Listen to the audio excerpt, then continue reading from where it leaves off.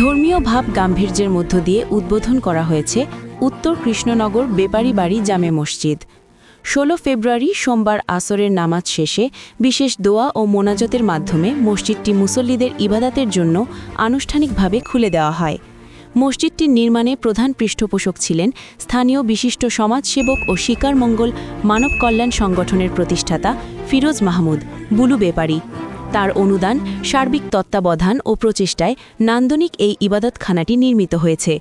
এই উদ্যোগের জন্য এলাকাবাসী তার প্রতি কৃতজ্ঞতা প্রকাশ করেন।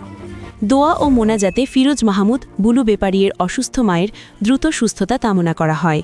একই সঙ্গে দেশ বিদেশের মুসলিম উম্মার শান্তি ও কল্যাণ কামনায় বিশেষ দোয়া করা হয়।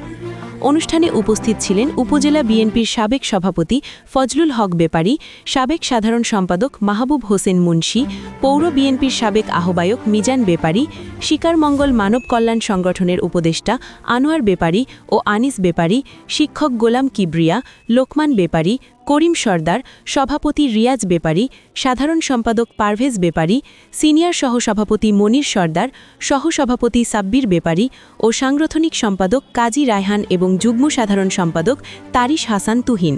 এছাড়াও অনুষ্ঠানে লিমন হোসেন, ইমন হাওলাদার, হাসান সর্দার, আশিক সর্দার সহ সংগঠনের বিভিন্ন ইউনিয়নের নেতৃবৃন্দ উপস্থিত ছিলেন।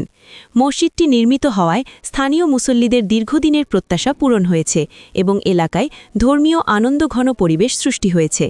Desk news, Kalchakra 24।